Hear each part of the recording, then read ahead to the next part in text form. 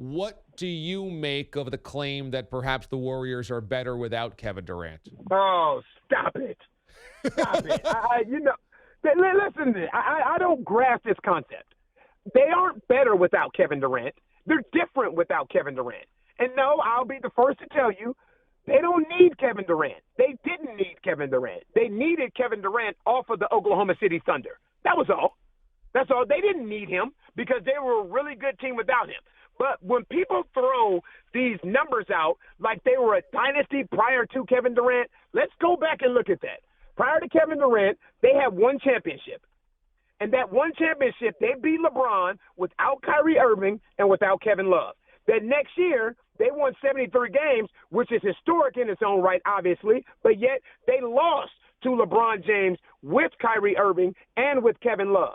Then Kevin Durant comes, and then they win back-to-back championships with Kevin Durant winning back-to-back NBA Finals, MVP. I don't grasp the concept of where this whole thing is coming from, that they're a better team without Kevin Durant. No, they may play a little bit different, and as Draymond said, they may get a little lazy because they realize how good they are with Kevin Durant, but it's foolish to say you got one of the top 3 players in the world on any team, and you take him off that team, and they're a better team. No way, no how.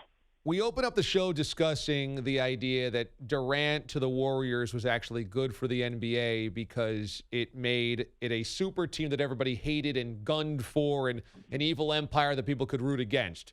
But the flip side of that is, as you said, did the Warriors really need Kevin Durant to be a great team? KD's last 3 years at Golden State, do you think that's good or bad for the NBA? Well, I guess you can look at both perspectives.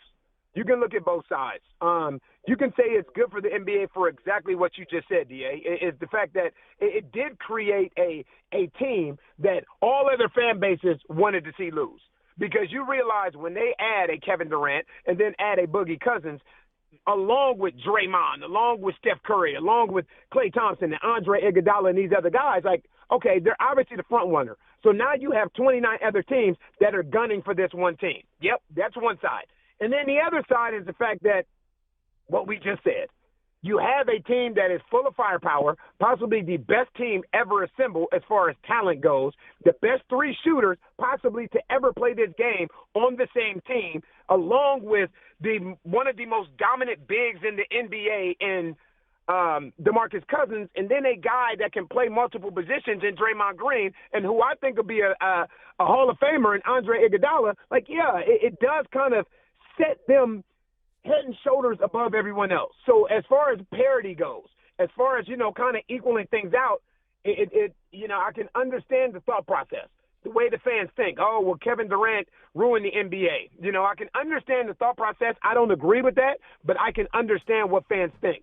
Because personally, I feel like Kevin Durant did what we all would have done.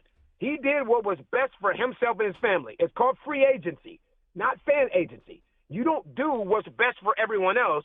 You do what you feel is best for you and your basketball situation moving forward. And that's what he did, whether or not we agree with the way he did it or how he did it or not.